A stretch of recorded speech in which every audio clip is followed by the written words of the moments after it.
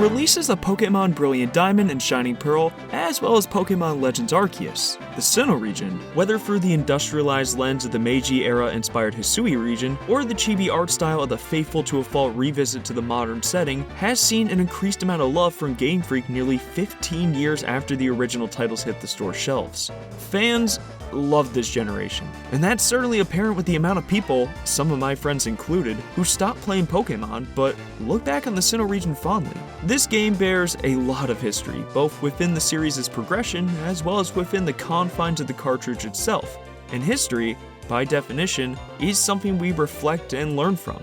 Although I've replayed Platinum version numerous times following its 2009 release, it has been several years since I last paid a visit to the Sinnoh region.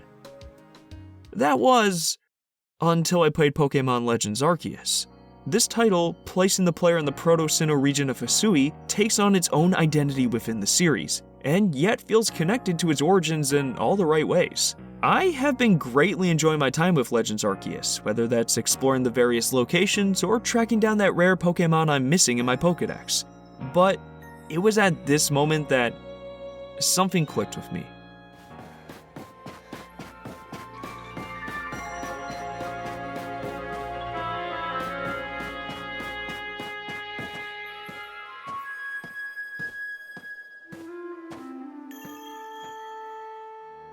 This moment was pure magic. The way that faintly familiar tune flitted in to accompany a lake at nightfall hit me with this strange wave of nostalgia, and just knowing that something lies on that small island in the middle of the lake.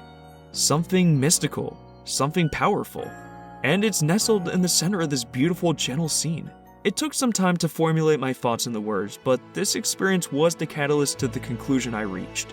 The Sinnoh region was a big step in how Game Freak would craft their worlds, and perhaps more so than any other region, there's a profound softness to Sinnoh that pervades each of its corners. Pokémon Legends Arceus was the final piece that made me realize it's this marriage of sobriety and history that I believe the Sinnoh region encapsulates so well. The places where these two qualities mingle together are the very instances that give this region its identity. And so, I wanted to dive into how these individual elements are implemented within the Sinnoh and Hisui regions to make it stand out from its counterparts.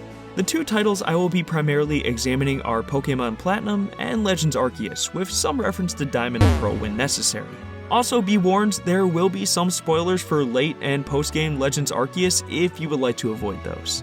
Also as a disclaimer, I know the debate on whether it's Arceus, or Arceus has been a heated one, and despite the fact that I've been saying Arceus my entire life, I'm going to be referring to it as Arceus in this video. Why, you might ask? Because there's an item called the Arc Phone, and that sounds a lot better than saying the Arse Phone. Anyways, with that out of the way, sit back, relax, and let's go visit the world of Pokémon.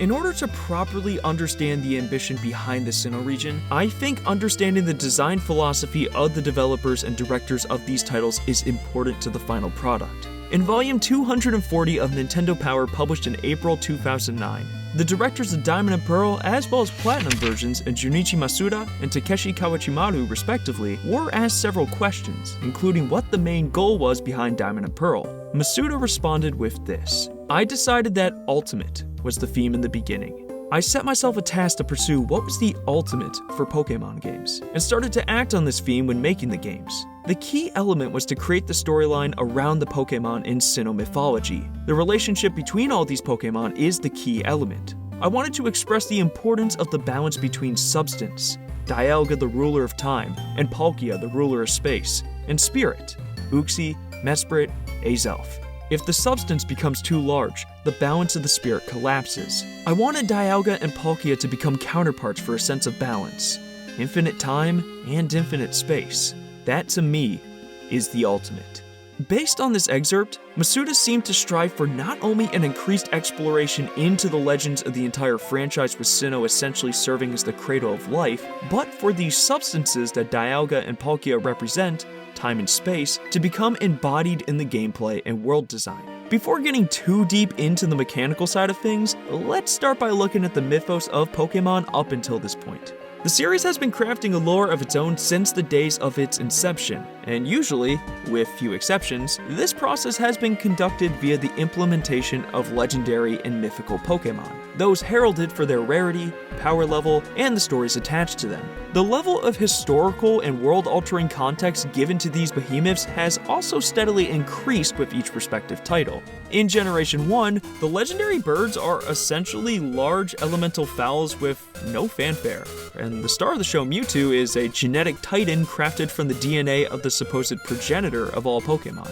Generation 2 instilled a higher level of mythos into the world with the Tower Duo, and the free revived Pokémon found in the form of the legendary beasts. Not only do they hold more significance in the world building of Johto, but Ho-Oh and Lugia began the trend of box art legendaries. Generation 3 ramped up the stakes once more, introducing Pokémon in charge of an entire domain of the world, with Kyogre, Groudon, and Rayquaza embodying the sea, land, and sky. Not to mention further ties to space with Deoxys and Jirachi. Then, we come to Generation 4. Yeah, Diamond and Pearl kicked the door down and said, "So yeah, what if we made God?" And thus, Arceus and what would become the pinnacle of the lore was introduced. Somebody on the team must have thought they had gone too far and created Arceus to be so unfathomable that you can't even obtain it by conventional methods until a distribution event. Yet there is also the addition of Dialga and Palkia, the arbiters of time and space born from the Father, alongside Giratina, the fallen angel and final member of the Trinity who was banished to the Distortion World.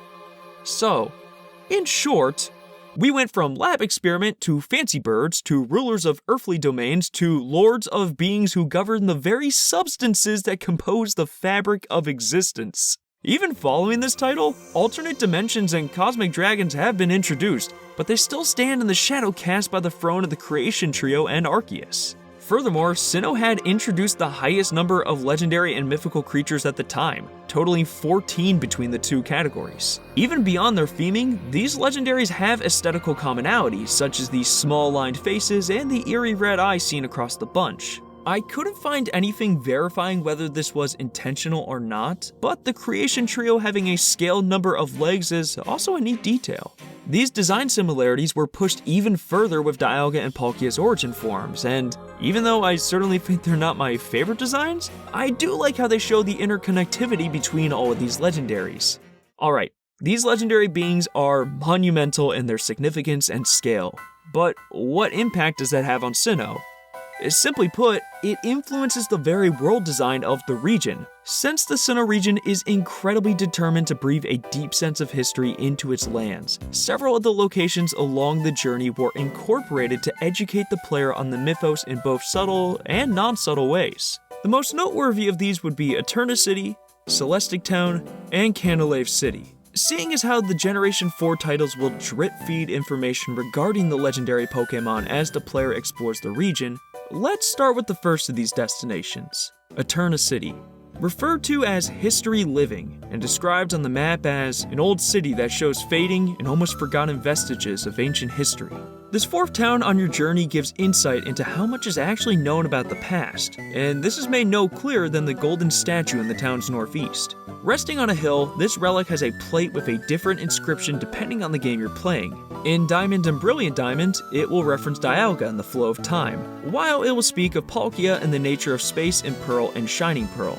As for Platinum, the inscription is just missing, which is actually a pretty clever touch when you think about it. What's most perplexing is how the design conflicts with the inscription no matter what game you're playing. There are 3 different designs for this statue across various media, but no matter what, the core theme is that this golden depiction is an amalgamation of these rulers of time and space. Different features are borrowed from both entities, and for the longest time as a kid, I thought that this was just a failure of the sprite work since I never played Pearl version. Even in Platinum, I didn't really know what to make of it, but Brilliant Diamond and Shining Pearl made it abundantly clear that this jumbled design was intentionally included to showcase how the modern day people don't have a clear image of the true history. What we have is a physical representation of generations of stories and rumors. And I mean, who's even to say that these deities exist? Legends Arceus does take place before these Gen 4 games chronologically, but only a select few people saw what actually happened to Top Spear Pillar in the prequel. And even then, decades or centuries took place between those events and Platinum, which would allow for plenty of time for the truth to be lost to time. Well, I guess unless you did this. Look at it! Look at it! Look at it! Look at it! I want all of you to look at it! Although we as players know what they look like from the box art and title screen, I think it's a good way to convey their mystique within the universe itself. This concept of the truth narrowly eluding the grasp of the people is a constant in the different Sinnoh titles, as it's a story element in Pokemon Legends Arceus, where there are two clans, the Diamond and Pearl clans, which support Dialga and Palkia correspondingly. However, they don't originally refer to them as such. To both groups, it's Sinnoh, the very name the Hisui region comes to adopt, which means the denizens of these lands eventually spread the truth about two separate entities, yet with some gray areas remaining. Take that to the present, where NPCs in Eterna City will remark on the locale's apparently old age in juxtaposition with the large modern buildings. It's practically a physical manifestation of this sentiment that the truth lies buried among what's presented outwardly. Eterna City serves not only as an excellent manifestation of the truth lost to history, but a starting point for your trainer to slowly piece together the truth behind these titans of Sinnoh. Following our trip to Eterna City is when the information begins to take solid form in the shape of Celestic Town. Cradled within the fog at the base of Mount Coronet, this quaint town embodies the notion that the past lives, and holds the role of preserving the history of Sinnoh and the old ways of life. More so than any other location, the townsfolk will discuss the legends of the region, and that certainly makes sense given their proximity to Mount Coronet, as well as the cave in the center of the town, which has art on the outside depicting Dialga and Palkia, and inside the cave teasing the red chain crafted from the Lake Guardians. Cynthia's family has also settled down here, a very intriguing detail when put into the perspective of Pokemon Legends Arceus. Two characters in particular bear a striking resemblance to this champion, which are Kogita and Volo.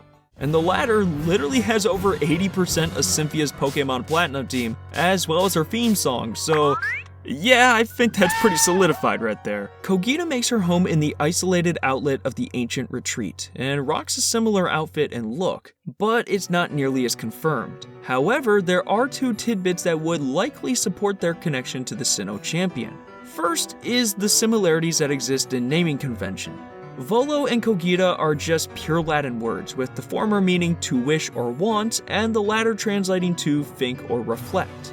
These certainly make sense because Volo desires to meet Arceus and create a new world, and Kogita is very likely the eternal figure mentioned in the old verses. No other characters seem to share this naming scheme, and since the relationship between Cynthia and Volo is heavily implied, it would be logical to conclude that the same could be said of Kogita. Regardless, let's look back at her name's translation. Think or reflect, huh? Sounds like something someone would do when considering the past. Well, she does know a lot about legendary Pokemon, but something just... Hold on. Well, isn't that something?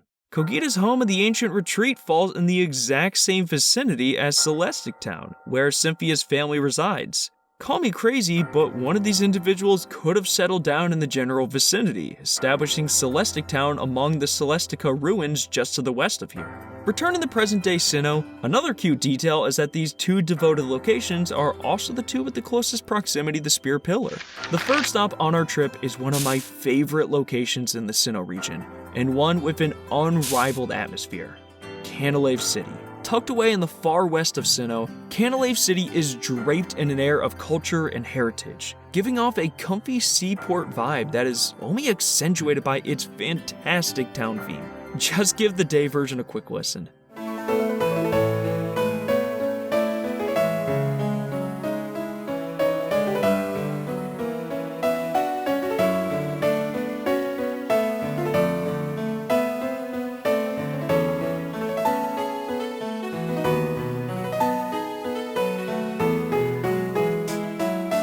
The soothing piano mixed with the occasional strings and drums confer this feeling of nostalgia, like you're thinking back on your journey so far, or the world around you. Canalave City doesn't have any of the fancy titles like Eterna City or Celestic Town do with regards to the history of Sinnoh, but that sentimental tone to the music gives the impression that there's more to this town than first glance. That turns out to be the case, as Canalave City holds the only library in the entirety of the Sinnoh region, and this is where some of the most interesting lore lies. In the Canalave Library are a series of books that serve as an extra dive into the supposed lore of the region. There are mountains of interesting stories, which I highly recommend reading here. However, the one particular book, which contains the original story, weaves a fable about an egg born from the chaos, which bore the original one. From this being came 2 living things, and then another 3, which created the concepts of matter and spirit respectively. These beings would be Dialga and Palkia, and then the Free Lake Guardians. You might notice that Giratina is mysteriously left out of the occasion, but it's actually mentioned in Platinum that Giratina was a forgotten being. Fitting given its tendency to lurk in the shadows and only intervene when it's truly necessary. Even in Pokemon Legends Arceus, its statue is the one that's broken in the Celestica ruins. When it comes to creation myths, there are several kinds, such as Ex Nihilo and World Parent stories, but the wording on this myth is practically note for note that of a creation from chaos myth. In the book Creation Myths of the World, an encyclopedia by David Adam Leemings, he describes this archetype with, in the creation from chaos myth, the assumption is that the material existed before the creator and will be directly used in the process of creation of the cosmos. Order, out of chaos. Disorder. The creator may emerge from the cosmic egg, but the egg existed first, suggesting that even the creator must have a mother, the dark maternal waters of the universal womb. In these types of myths, the concept of the egg is typically a metaphorical one, as the affordances provided by the vortex of chaos allow for something to rise from them. In Pokemon's take on the creation from chaos myth, this egg is likely more literal, and for 2 reasons. First is that, with the exception of legendaries and mythicals aside from Fion, all Pokemon are born from eggs. Salamander? Egg. Otter? Egg. Double scoop of vanilla in a waffle cone? Strangely enough, egg. So it would be incredibly poetic for a creator born from an egg to use this process of creation for all of its children. Now, there is the argument to be made about Mew being the progenitor to all Pokemon, since it contains every Pokemon's DNA. However, the Pokédex only mentions that it is believed by scientists to be the ancestor of all Pokemon. And even then, all Pokemon aside from those involved in the creation of spirit and matter could have sprung forth from Mew. This is a whole tangent in the making, so let's get back to the other possible grounds for this belief, which is a first-hand viewing of the creation process. In Pokemon Heart Gold and Soul Silver, there is a possible event to trigger at the Ruins of Alph by attempting to enter the Ruins Research Center, when you have as a partner Pokemon an Arceus obtained via a distribution event or from the Hall of Origin. Like I said earlier, the Azure Flute event in the Generation 4 titles never technically happened, so action replay? I think a handful of people know that this event exists, but perhaps not the particulars behind it. Long story short, you are transported to the Sinnoh Ruins, a location that acts as a mixing pot for the traditions of the Sinnoh and Johto regions, but is eerily off the grid. The music also carries an uncanny air to it, blending the themes attached to prominent Sinnoh locations and events such as Spear Pillar, Mount Coronet, and even some sprinklings of the Azure Flute and the Distortion World. The unknown placement of this mountainous alcove happens to further elevate the mystique and status of Arceus even further by taking the player out of a familiar element and presenting questions of how this location even came to be. In a house outside, you meet Cynthia, who tells you that Arceus can give life to a new member of the creation trio of your choosing by standing on the appropriate spot on the pedestal. What follows is one of the most unsettling yet oddly hilarious things in a Pokemon game.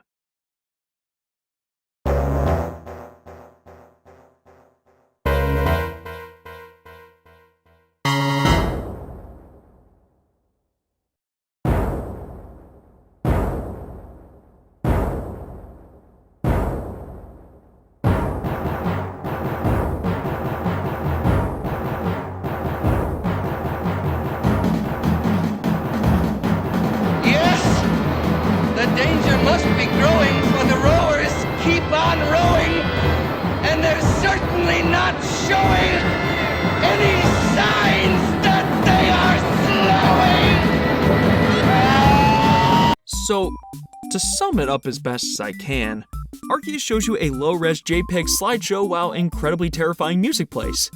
Not gonna lie, that was definitely not on my bingo board, but as I mentioned, it's also off-putting. Pokemon has never really done anything like this before, and something about seeing images of real-world human cities and technology, forces of nature, and material on both a cosmic and cellular level has this ominous aura to it. There's even a natural progression to it with the slow fading eye of Arceus transitioning to the cosmos before scaling down to facets of life we're familiar with on Earth. The deity's absence during the celestial images might also be a reference to the fact that it was born from the primordial chaos. Yet, I also believe this heightens Arceus' status as the creator and highest form of life. After all, its name takes inspiration from a number of Latin and Greek words, such as Archon, meaning ruler, Arche, meaning beginning, and Deus, meaning God, just to name a few. The accompanying song, which is Arceus' theme, also greatly assists the tension with its turbulent and sporadic assemblance of notes alongside a strong drum line, perfectly embodying the raw power of a deity and one born from chaos. Coming afterwards is the key to this whole event. A large egg that looks just about to hatch and takes the form of whatever legendary you selected. Yet, as Cynthia explains before the ceremony, Arceus is willing to showcase the power of possibly making life appear out of nothing. The very same process that essentially led to its own formation. Let's head back to Sinnoh itself, and before we jump to the centerpiece, I think it'd be wise to quickly address the 3 lakes scattered across the region. Verity, Acuity, and Valor, which house Mesprit, Uxie, and Azelf respectively. If you recall the book in Canalave City, these 3 were also shaped by Arceus, but not for the role of holding the pillars that support our world in place, but for imbuing spirit into life. As a result, each Pokemon embodies a tenet of the human spirit, with Mesprit being emotion, Uxie being knowledge, and Azelf being willpower. Even the names of Verity, Acuity, and Valor correspond with their natural element, and each Pokemon's stat distribution.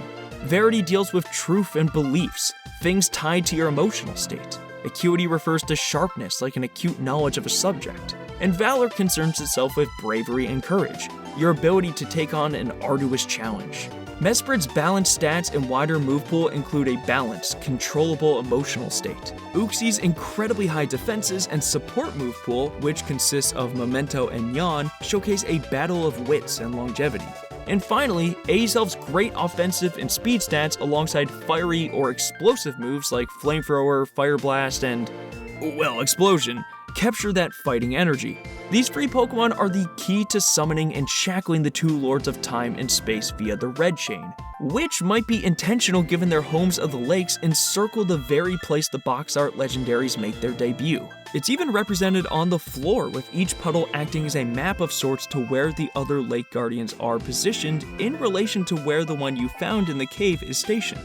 And I feel like I would be doing Sinnoh a disservice if I didn't discuss the song that finds its way into a viral tweet every couple months, the Lake Theme. With its staggered, descending scale of notes, the Lake Theme gives the image of water gently swaying back and forth, or something like a Pokemon skirting across the surface. Much like a lot of Legends Arceus' soundtrack, its rendition opts for an emptier, airy song that holds a more atmospheric tone to it, which is evident by the fact that the familiar main section doesn't kick in until over 2 minutes. There's something beautiful about hearing this melody as you look over the gentle water with nothing but the moonlight illuminating the view in front of you. Everything I've discussed so far culminates in the final location on this list, which you need look no further than the game's cinematic intro, Mount Coronet. This mountain range is the single most important piece to the success of the Sinnoh region, as everything in this game revolves around it.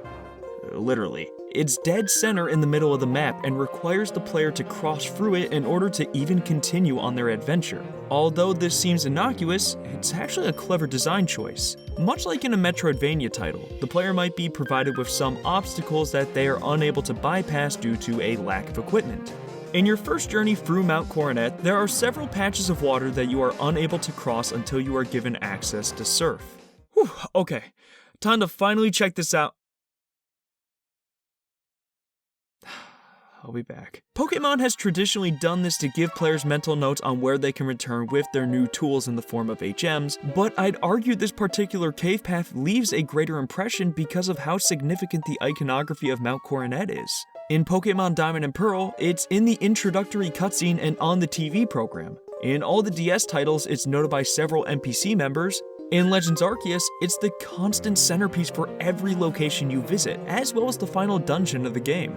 As a result, there's this curiosity about what hides beyond the surface level glance provided. Although that answer isn't fully experienced until the lead up to the game's final stretch, the truth is teased to the player via those previous locations I mentioned. Then, we have Mount Coronet's theme song. For what I consider to be the final dungeon of the main narrative, this song hits all the beats necessary.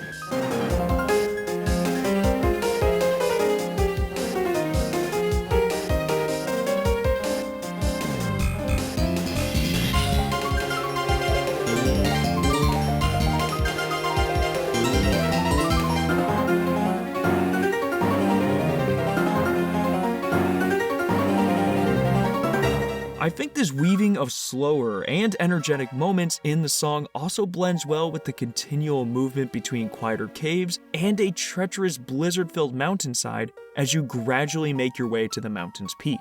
Mount Coronet's development likely sprung forth from real-world landmarks and legends as well. As a basis, the Sinnoh region is based on the Japanese prefecture of Hokkaido.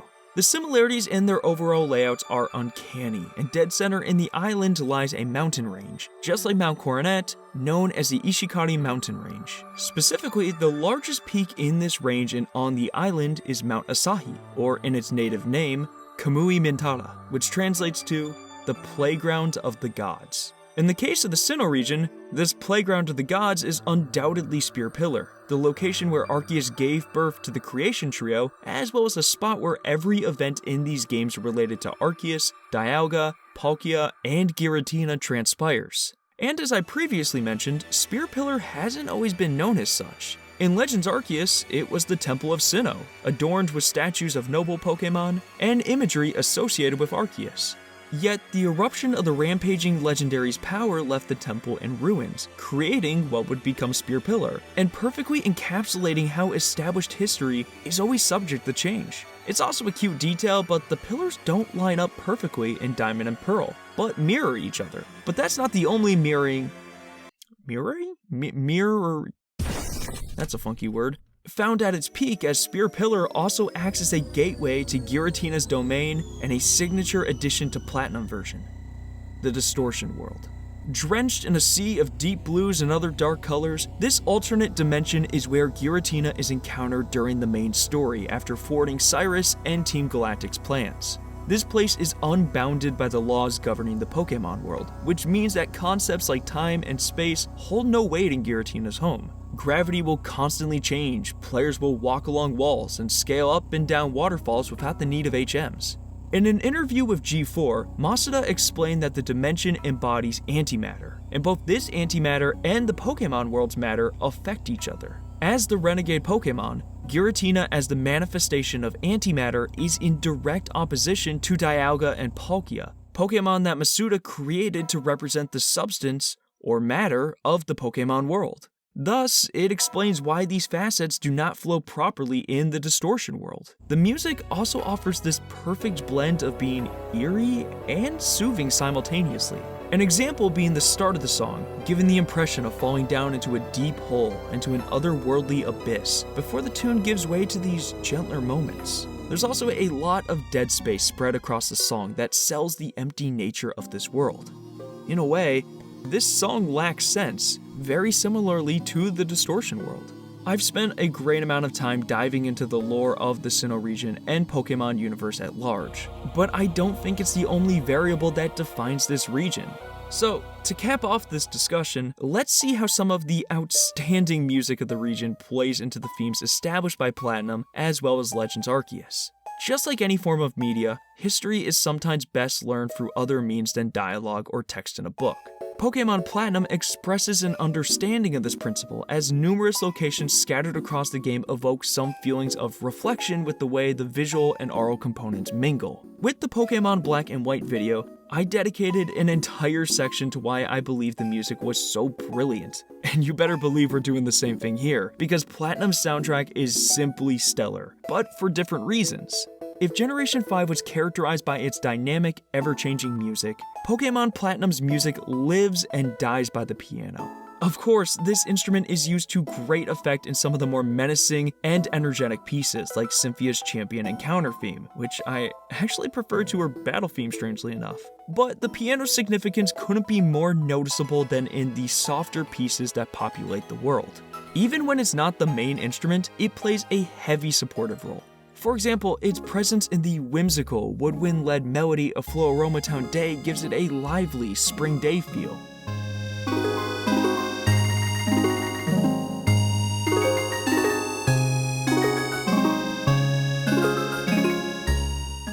The slow, sleepy tune of Valor Lakefront,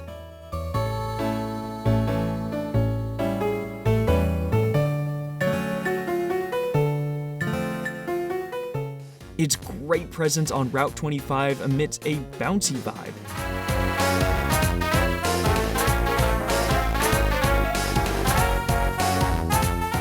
We could be here a while discussing how well it builds this soundtrack. Yet the one song that I'd love to discuss is the Pokémon League theme.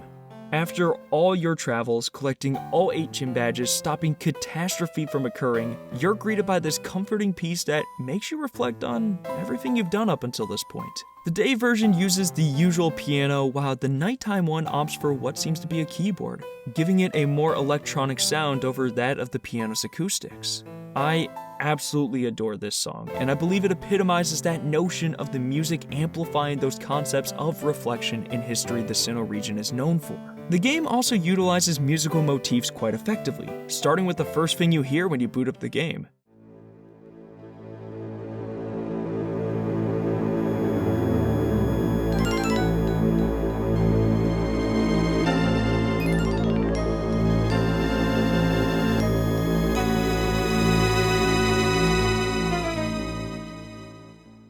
This ominous, growing, droning sound, followed by the whimsical fluttering, alongside the glimmers of light, actually has a much larger relevance than originally expected, and it ties into that never-released Arceus event I mentioned. By taking an event item called the Azure Flute to this spot on Spear Pillar, that nimble melody played on the flute will give way to that creepy rendition of the Pokémon theme.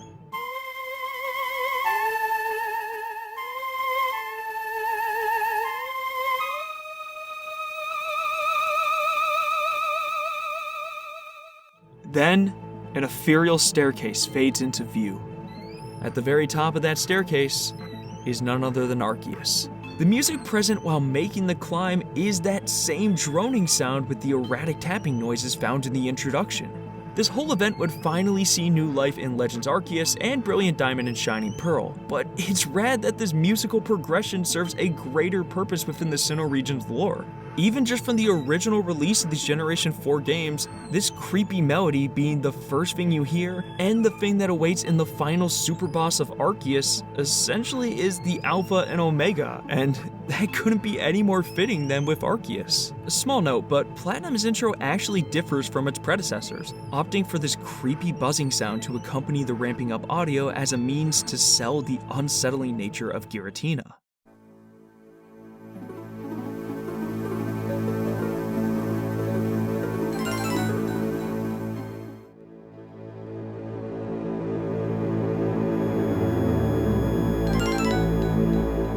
When it comes to the Sinnoh region's time mechanics, their foundation is rooted in Generation 2, but from a visual standpoint, it's a welcomed improvement of Gold and Silver's implementation, as transitional periods like Sunrise and Sunset not only add a beautiful veneer of color to the world, but make the world feel more organic in nature. In total, there are 5 visible stages of the day, which are morning, daytime, afternoon, evening, and night. Within each of these periods, there are fun, subtle differences, such as the lights in a house being flipped on in the evening, but being turned off at night since the people inside would likely be sleeping. joggers will only challenge you in the morning, while policemen will only battle you at night, and Rotom only appearing within a limited time range within the old chateau. Given that Diamond's virgin box art legendary is Dialga, a deity associated with time, the decision to bring back a more robust time system is incredibly thematic. Earlier, I said that Masuda's approach of designing these games as the ultimate entries translated into the storytelling and gameplay perspective, and I don't think the latter is more clearly demonstrated than for the unparalleled relevance of time in the series at this point. Just like in Generation 2, the time of day will affect the Pokémon that can be encountered. For instance, let's examine a classic, Route 209.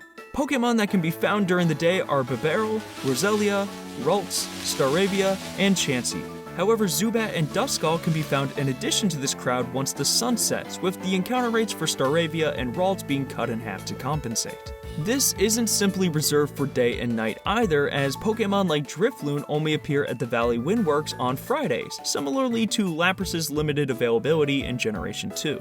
It honestly wouldn't surprise me if a lot of these implementations were further reason to make Heart Gold and Soul Silver when they did, since they already have some of the assets. Finally, like Umbreon and Espeon, certain Pokemon only evolve at specific times of day, such as Gligar, Chingling, and Sneasel, who require it to be nighttime to evolve alongside their secondary requirements, and Bidoof, Happiny, and Riolu, who prefer the daytime. Later games like Black and White would take this day and night cycle to a new dynamic level, with the time of the stages slightly shifting depending on the season. But I'm very glad these games brought the idea back and did something that not even Generation 5 did. Day and nighttime variants of route and town themes. Within Pokémon Platinum's soundtrack, there are 25 distinct day themes, and another 25 night themes on top of that, totaling 50 unique temporal variants. These songs do cover more than 50 areas, however, as songs encompass more than one location, such as Route 228's theme that is used for 229 and 230, or Eterna City's theme, which is used for Celestic Town as I previously mentioned. Typically, the day variations will be more lively, and the nighttime ones will be more somber or using instruments with less impact or different instruments altogether, such as with the Pokémon Center swapping the piano for the keyboard, or Jubilife City switching in the saxophone for the nighttime city jazz. What's even more exciting is that these variants aren't even uniform in their format. Not all of the day themes are going to be super energetic with guitars in the lead, and the nighttime themes aren't reserved to only using the piano as the lead instrument. Nighttime themes like Route 225 carry the same spirit that their daytime counterparts have, with this one in particular being higher pitched.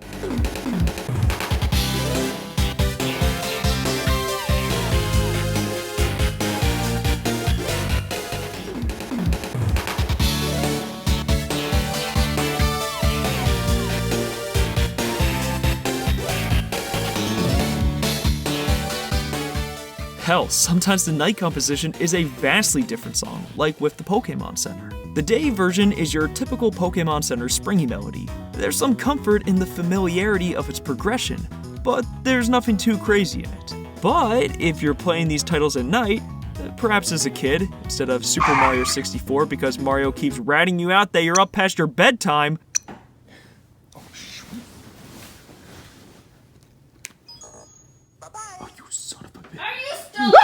well, you're in for a great time, because the nighttime variant is my personal favorite, and it just has this comforting feeling like you've traveled all day, and now that you've reached your destination or gotten back home, it's time to wind down and relax. Simple musical changes might not seem like much, but what they do is accentuate the player's immersive status. Although it's connected to a general passage of time instead of that within the confines of a single day, Legends Arceus also utilizes timely musical developments with the hub town of Jubilife Village, as more instruments are added as you become a more competent trainer and grow the relations among the people. What this does is further cement Generation 4's identity within the series by proving these are significant enough characteristics to bring back for the return of Sinnoh. There are Generation 4 staple day and night elements, but Jubilife Village certainly is the standout and most dynamic song of this soundtrack. Now, I've talked a lot about how time is incorporated into the mechanics and soundtrack, but what about the concept of space? Well, I'm not entirely sure, to be honest with you. I examined the region from a size and population perspective, and according to sources, it was the most populated region at the time of its introduction, with 753 people in Platinum spread across Sinnoh's towns and cities. But it doesn't feel as concrete as how the revamped time mechanic is representative of Dialga. I also consider that Masuda's goal of an increased level of communication might tie into it, as now people around the world could communicate over greater spaces, whether that's through battling or trading via the GTS. Or perhaps that return of the dynamic in-game clock alongside Pokémon Diamond was merely a coincidence. Or perhaps I'm just reading too much into the thematic game design of a game marketed towards children primarily. But where's the fun in that? And I also do think that a lot of these implementations can be supported by Masuda's own words. Whatever way, it's a mystery, and I don't think I could have picked anything more poetic to describe the Sinnoh region if I tried. Despite all this time discussing the various pieces of lore that populate the Sinnoh region, there are plenty of details I did not address in this video. And I think that's okay, because it speaks to the effectiveness behind the design of these games. Pokémon Legends Arceus was further proof that Sinnoh's lore was still ripe for expansion and exploration over a decade after Diamond and Pearl released. Although Diamond and Pearl have their fair share of issues and they might have not reached the status of the ultimate Pokémon game in every sense of the word, I certainly believe they accomplished that goal when it came to crafting the lore of this world. And it gives me hope for the future that they'll continue to expand upon this greater universe, whether that's with new regions or more Legends titles. To me, that's where the magic of this series lies.